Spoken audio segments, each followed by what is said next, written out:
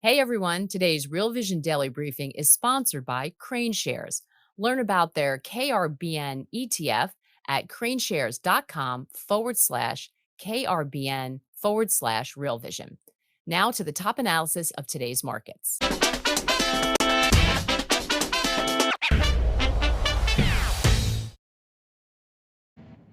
What's happening in the labor market and why does it matter? Welcome to Real Vision Daily Briefing. It's Friday, July 7, 2023. I'm Ash Bennington. I'm joined today by Peter Boockvar, CIO of Bleakley Financial Group and editor of the Book Report. Peter, it's always great to have you with us, especially great to have you with us today. Lots of data, lots of information coming out on labor markets in the last 24 hours. We've got JOLTS, we've got ADP, and today, of course, we have NFP Day. Help us cut through all the noise to the signal. Peter, what's going on?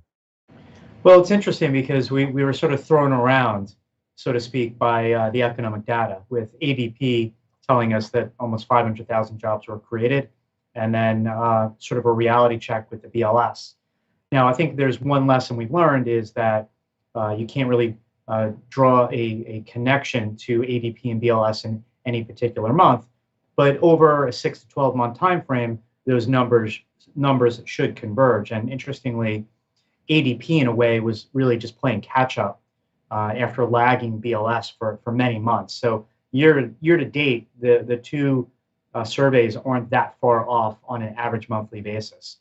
I think with the BLS number, there was the possibility of a higher number just based on ADP, but not only was it weaker than expected, there was also downward revisions. And interestingly, the all-encompassing unemployment rate did tick up to the highest level we've seen in a bit, which is worth noting.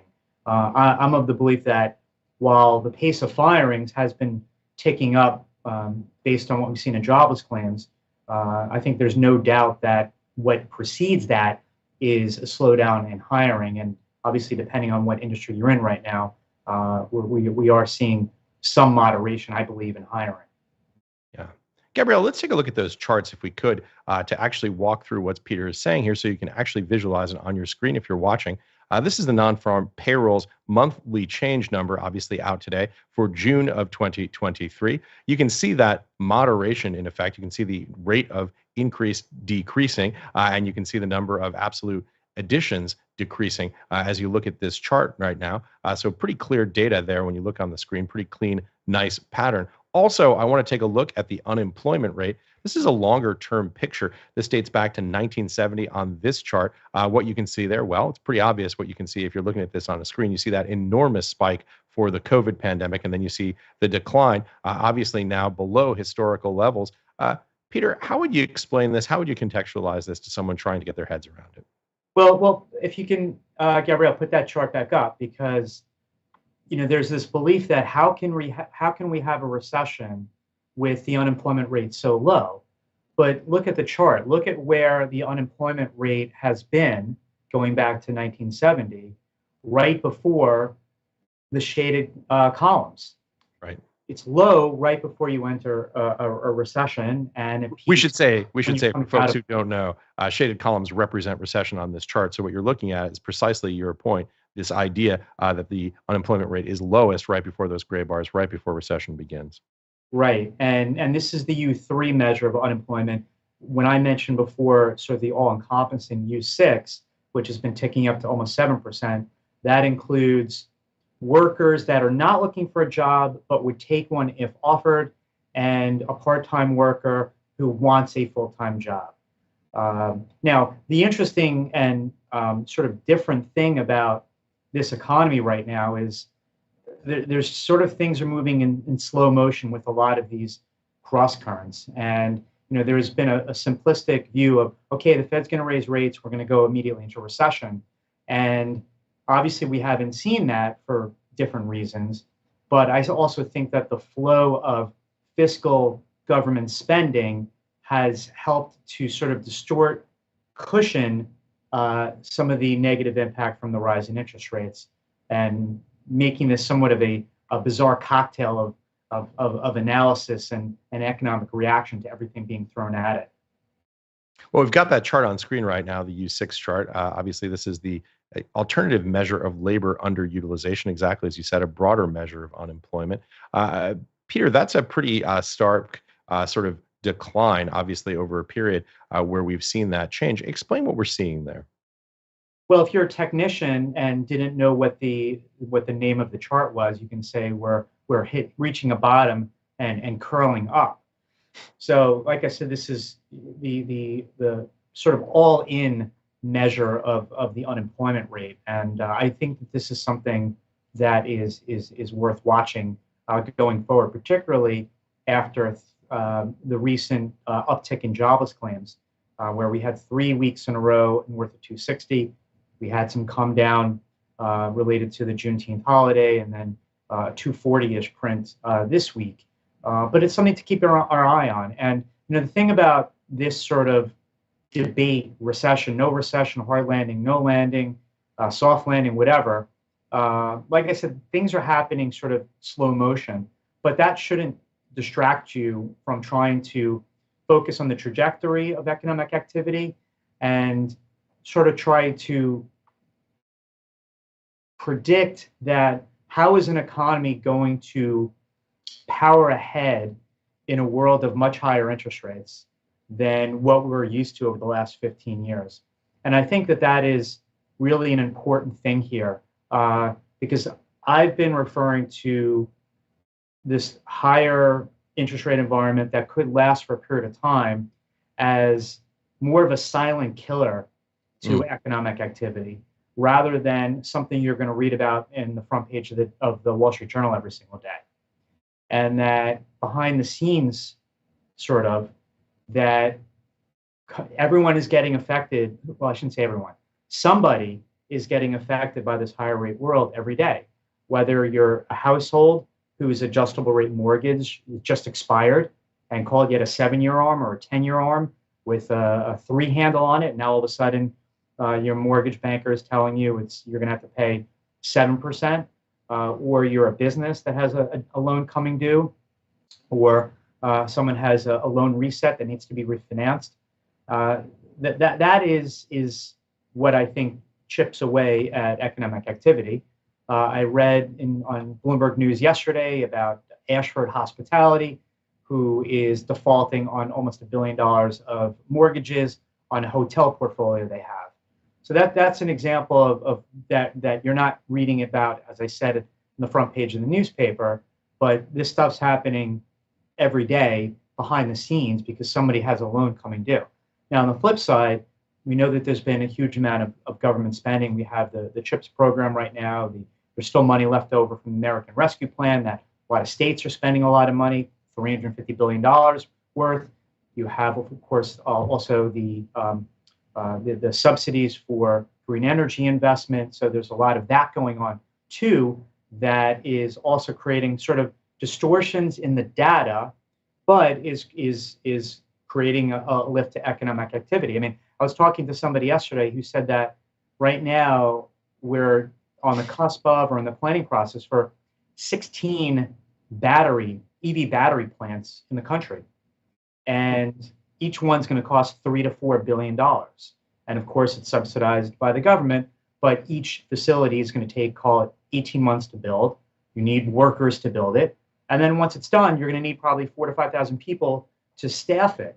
So that's what I think is sort of complicated, trying to figure out what's going on in the economy. And to my point earlier is that when you see a rise in interest rates, not everyone is affected all at the same time. Right. The Fed started raising rates in March 2022. Well, if my ARM doesn't expire until December 2023, well, I've been good so far. But a train is coming in my direction. And same with a business that not everyone is affected, has debt coming due all on the same day. So I think the most important point, I'll stop and pass it back to you, is it's not just, okay, when is the Fed going to stop raising interest rates? It's because we're pretty much done anyway, even if they throw in another one. It's how high and how long, or I should say, how long will interest rates stay this high, to me is much more of a relevant thing to be thinking about right now. Peter, that's all so well said, and exactly, I think, what people need to understand to cut through the sort of daily coverage of what's happening in the news cycle that day, the data release of the day, giving us the big picture. So important, particularly at a time like this, a time of transition in terms of rate regime. You mentioned this idea of a secular environment where rates remain higher for longer. Let's talk a little bit about what's coming up next week, which is CPI and the expectation of whether or not we are going to get one, maybe two more rate hikes before we see rate cuts. This is kind of the weird, bizarre period we're in. We've seen the twos, tens curve upside down yesterday by 100 basis points. It's come in a little bit today with this number. Talk a little bit about that environment, how you think about what's going to happen next, and the sequence of those events. So this CPI and then the end of the month, PCE will sort of be the last two big numbers that the Fed gets to digest. And the PCE is less influential in the market because we've already seen CPI. We're definitely going to see, excuse me, a notable step down in the headline figure to about 3% from 4%, while core still will remain somewhat sticky. But inflation is going to continue to moderate in the back half of this year, both because of the deceleration in services inflation, because it will capture what's really going on in the rental market, where rents are, if you include new leases and the rollover existing ones, the rents are only growing about 3% right now, maybe 4%, while the CPI is still calculating 8% type rent growth. I think the question is, and that'll be enough, I think, for the Fed to stop after the next one as we get this further deceleration. But a further deceleration in inflation doesn't sort of create, it's okay, it's party time, and maybe we get a two-handle inflation by the back half of the year. It's where inflation actually settles out. And we have the inflation spike, now we're having the come down. It's where does, after that come down, where does it bounce to? Is it just going to go to 2 and we're going to be 1 to 2% inflation and we'll be back to the salad days of pre-COVID, or is something structural have changed and 3 to 4% is going to be sort of the new norm for a while? And I'm in that camp. And it is that sort of inflationary backdrop, albeit much lower than it was, but higher than it was for the many years pre-COVID, that leads to stickier interest rates. And while the Fed may cut interest rates in response to a recession or an economic slowdown and rise in the unemployment rate, the days of going back to zero, there's no chance that happens for a long time because of that stickier inflation. And I think it's that dynamic is that the Fed is not going to be there to save you like it has in previous down cycles. And I think that's one of the pieces of what is a much different macro landscape than we've become accustomed to. When we talk about different macro landscapes, one of the most durable charts right now in finance and economics is taking a look at the 10-year Treasury drift down 40 years, essentially my entire life. When you look at that chart, declining to where we got to zero and now beginning to roll over and go back up. This is a really long-term cycle. Yes, and I still and I still think people think that we haven't left the old one, and that what we've seen over the past year and a half is just a temporary blip, and it's not a blip. There's a sea change that has occurred, and I don't think people are appreciating that. And I get it in a way because people are so trained on, okay, you reach a rough patch. Yeah, we have the spike in inflation, but it's going to come down, and technology is deflationary, which yes it is, and everything's going to be copacetic with inflation, and interest rates will fall, the Fed will start cutting, and everything's just going to be fine. I mean that's the mentality that we're so trained on. Yes. But I just don't think it's going to be that easy. I think that there are more chapters to be written here, and the Fed's ability to cut rates has more strings attached, so to speak. Right. You have the potential of seeing a notable drop in the dollar if the Fed aggressively cuts interest rates or embarks on QE or at least stops QT. Well, what happens if that leads to a sharp rise in oil prices, which I think is possible, and we see a big jump in import prices, and all of a sudden inflation starts going up again in a tough economic environment that becomes very stagflationary again. Like there's no, the beauty of low inflation created this free lunch for central banks that inflated the multiples of everything. And I just don't think that free lunch exists anymore because inflation, again, while it's definitely receded and definitely falling, and again, maybe we'll see a two-handle in inflation by the end of the year. It's not staying there. It's we're not going back to 1 to 2% inflation. On the good side, and I've said this multiple times on Real Vision, just to give perspective. In the 20 years leading into COVID, core goods prices averaged 0. Services inflation ex energy averaged 2.8%. You merge the two together, you get the volatility in food and energy on the headline, you average about 1 to 2% inflation. So where do we go from here? Services inflation definitely decelerating, probably into next year because we had a lot of apartments that are coming online. But once those apartments are done, there's no new multifamily building going on right now that is starting now. All those projects have been shelved. The only construction that's going on are projects that have already been sort of in the queue and have already gotten started. So to me, can we go back to 2.8% services inflation? I'm not sure because wage growth is now 4 to 5%, which is double the 20-year pace leading into COVID. So I think more structurally for the next, call it 3 to 5 years, services inflation is going to be more like 3 to 4, maybe on the upper end, where goods prices are not going back to 0 in the next 3 to 5 years because of no more low-cost labor around the world, particularly out of China. Just-in-time inventory has been permanently altered post-COVID. Yes. You have all this onshoring and government spending that is just, it's nice to build more chips here, but it's just going to raise the cost of manufacturing and doing business. So we're not going back to 0. And if we go back to just 2%, you combine the two, you combine 4% services, and you're going to have 3 to 4% type inflation, depending on where food and energy prices go.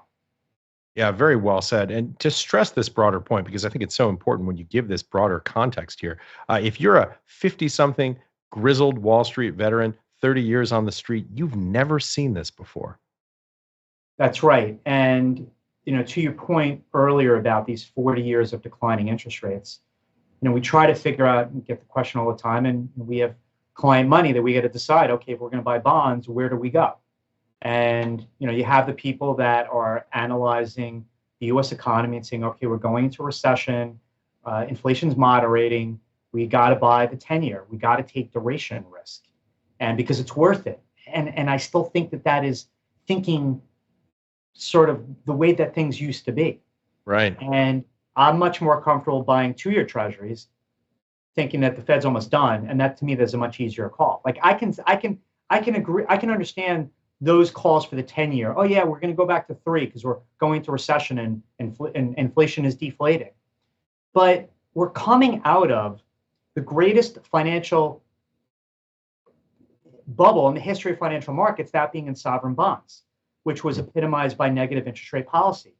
So I have much less confidence in figuring out where 10-year yield should go from here, because I can argue that the 10-year, and before it got over 4, when it was 3.5, 3 3/4, I was saying the same thing. I can argue it goes to 4, 4.5. Of course, we're now at 4.05, and not for good reason. It's because not because growth is accelerating, but because inflation remains sticky, or we're going to wake up one morning and the Bank of Japan is going to widen yield curve control, which I think is a possibility in July or in the meeting thereafter, particularly after the much hotter than expected wage data that came out overnight in Japan, which many people missed. And how's it going to go with the European Central Bank as they continue to raise interest rates, as they continue to do QT? I mean, look what's happened to the gilt market. Not only are they aggressively now raising interest rates, they're outright selling gilts. So yields in the UK are at the highest level since 07, 08. And we're already that basically there in the short end here. So why can't the 10-year in the US go to 4.5% under that scenario? It easily can. So I guess the point is that the 40-year decline in interest rates is over. And now we're going to see where it goes from here. And again, to my point, I just don't see a scenario where it's just too easy to say, okay, U.S. economy is going into recession. The 10 years going back to 2.5 to 3. And Yeah. U.S. economy is going into recession. The Fed's just going to cut to zero, and we're going to do QE. That's the old playbook. Right. People need to throw out that playbook because it doesn't work anymore, I believe. Peter, so well said and passionately said at that. I want to talk a little bit about something here, which is this disconnect that Andreas Steno Larsen is pointing to in a clip, talking about this disconnect between what we're seeing in survey data and versus what's actually occurring on the ground in terms of consumer spending. Let's take a look at that clip. I think one of the reasons why a lot of people, including myself, have been wrong-footed by surveys over the past year here is that surveys tend to send a wrong signal when inflation is high. Let me give you an example. Let's take the consumer confidence survey, the Michigan University survey, and show it versus the actual consumption in the economy. We have a chart on that.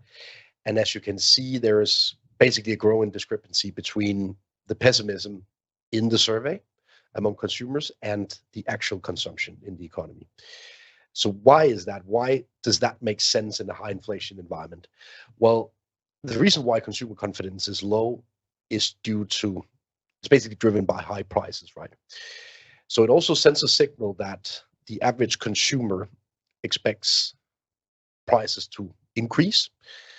And therefore, it is also sort of an embedded expectation that it is very costly to wait with the purchase.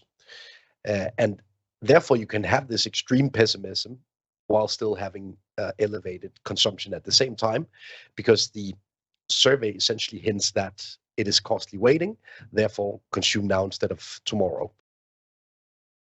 So Andreas Stenos Larsen on Real Vision yesterday, July 6th. You have this kind of conflict between the extreme pessimism and elevated consumption. What do you make of it, Peter? Well, the elevated consumption, on a real basis, has grown very little, and I think we have to distill where the money is being spent. So money is being spent on travel and leisure and hospitality and food and beauty and drugstores, but it's not being spent on electronics and furniture and jewelry and other sort of hard goods that people spent a lot of money on during COVID. People are spending more money on buying cars, but that's because inventories are normalizing. But auto sales are obviously a big ticket item, and they're still trending well below the 17 million rate that we saw before. So, and also it sort of gets to sometimes in moments, how people feel doesn't necessarily translate into how they spend. So, and also there's quite a differentiation right now with income differentials. Levi Strauss reported earnings yesterday, and they specifically said, and we heard this many times with retail earnings, that they're getting more spend from people who are making more than $100,000, and those making less are being much more discriminating and focused on value brands. So it's important, I think, to sort of further dissect those two lines on that chart. Well, Peter, here are some numbers that you know very well. I'm looking right now, just reading off my Bloomberg terminal. S&P 500 year to date up 15.5%. NASDAQ Composite year to date up 31, call it 32%. NASDAQ 100 up nearly 39% year to date. We are living in an economy where we have a very divergent path for folks who are earning wages versus folks who are getting capital appreciation. And by the way, they're doing well on their bonds as well. Yes. So that actually has also been a help to the consumer, or those that actually have savings and can benefit from the rise in interest rates. That's definitely been a help. So, people are doing the analysis of, okay, there's been much less in tax refunds, and the consumer is getting hit by a cut, excuse me, in the SNAP benefits, and they're going to have to start paying back their student debt. That's sort of one side of the headwinds. But yeah, the tailwind is if you have savings and you have money in the markets, you seem to be doing better. On the flip side, though, the labor market has been stronger with blue-collar workers, and it's been the white-collar work, particularly in technology, that has actually been much more vulnerable with their job. So Here, getting I've got back to a definition, question on exactly this that I just want to yeah. throw in there because it's exactly to the point you were making. This one comes to us from Adrian Day from the Real Vision website. Can you talk about the consumer, particularly at the lower half of income and particularly credit card and other debt defaults, talking about the pain that folks in the labor market experiencing right now at the lower end of the income spectrum? So when you going through a lot of earnings releases, particularly the last month with retail, it was clear that a lot of retailers, whether you were Family Dollar, Dollar General, Dollar Tree, or you were, or again, Levi Strauss or other type retailers, they saw a clear differentiation in consumers. And the lower end is really focused on just paying for non-discretionary items. And they've cut back dramatically on discretionary items. But even those making north of 100 grand are still being more careful with how they spend. It was, Walmart and Costco and others talked about how they're seeing more higher income consumers. But we've had almost a 20% rise in the cost of living since right before COVID, since Right. February 2020, Right. and everyone sees it. So whether you're making more money in your savings account or in the stock market or in your wages, you're still conscious of things are more expensive now. Also, I've spent a lot of money on these things over the past couple of years. I don't need to repeat that. I'd rather go on vacation or go out for dinner. So I think there's definitely been, when you get sticker shock in a lot of different things, and it's not just sticker shock on a house or a car, it's sticker shock at the supermarket. Sure Anybody is. shops, whether you're higher end or lower end, you're gonna see it and you're gonna respond to it. Yeah. Absolutely. And of course, people at the lower end of the income spectrum spend a much greater percentage of their earnings. Here's a question that comes to us from Sandeep Gupta, and it's a good one. With yields rising again, are we going to see an SVB like event? He's referring, of course, to Silicon Valley Bank, some of the instability we saw, particularly in the regional banking sector earlier this year in May. Well, the Fed's bond term funding program probably lessens the possibility of another SVB, but with the further bleed that it will create with bank deposits, you are likely going to see failures, which on top of now we're just, I think, beginning a credit cycle, which is right now at least initially manifesting itself in commercial real estate, where small, medium-sized businesses are sort of overweight, we can say, as about 2/3 of commercial real estate lending comes from small, medium-sized businesses. So Right. there's definitely going to be more pain in the banking sector. I mean, each tick higher, call it in the 2-year yield, means that more money is leaving these banks and it's going into money markets. So as they continue to bleed deposits, that creates more and more strain uh, on their balance sheet because it's a liability of theirs that's sort of leaving. But also, again, on the cusp of a credit cycle that is going to create its own problems. That again, any bank that has a loan that's coming due, they are in workout discussions with their clients. Yeah. Peter, we've got time for one more question real quick because we're running out of time here, but it's a good one from Daniel Davies, and I'm curious to hear your view on it. This comes to us from YouTube. How does the government continue to finance itself over time with much higher average rates? Great question. Yes, and it's something that we've all been watching. And it was back in the 1980s when people were crowing about the rising U.S. debts and deficits. But because the cost of financing was just on this, as we said earlier, 40-year trajectory down, it didn't really matter. Now, I think that it does begin to matter, and that the debts and deficits are getting to a point where it's harder and harder to ignore, and it's getting more and more expensive to finance. At the same time, we're in this sort of interesting dynamic where the banks are no longer loading up on treasuries. The Fed is essentially selling treasuries. Foreign central banks are no longer buying treasuries. And where is that sort of clearing price when it comes to financing what is right now a 7% budget deficit as a percent of GDP, even before the recession has begun, whereas historically it bottoms at 5 to 10% of a deficit at the depths of a recession. There is a lot of supply coming our way, and while U.S. Treasury will sell this paper, at what price is going to be a key question. And Right. another reason why interest rates can continue to float higher. And another reason why I'm just not confident taking duration risk in this kind of a market for all these reasons. Peter, this has been a spectacular conversation. You talked to the specific data points out this week and folded it in with the broader macro context, which is so difficult, I think, for people to grasp. We really appreciate you joining us. Really wonderful talk. Thanks, Ash. Good to be here. Thanks so much for watching or listening to Real Vision Daily Briefing. We'll be back on Monday. But before we wrap up here, here's a special announcement from Raoul. Have a great weekend, everybody. Hi, everyone. I just wanted to break the news. There will be running a 5-day crypto gathering special starting on July 10th. These are always really special events.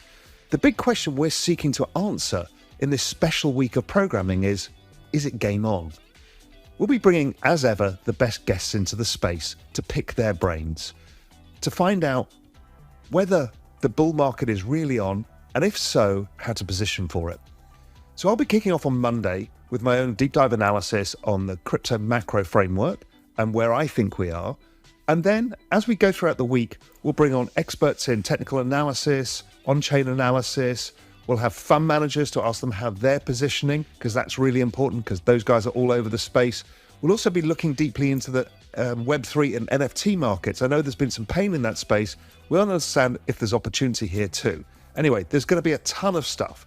We're also going to be doing daily Twitter Spaces, a special DGen happy hour, pro crypto technical trader, and probably a bunch of other stuff too. We want to cover everything, give you all the information you need, and have a lot of fun doing it. Basically, I kind of think of this as like a mini Glastonbury festival, stuff going on everywhere. And I think of it as Glastonbury because I'm annoyed that I missed it this year. It's the world's best music festival. Anyway, stay updated. We just need your email, realvision.com/gathering. And I'll see you on Monday. And let's figure out where we're really going.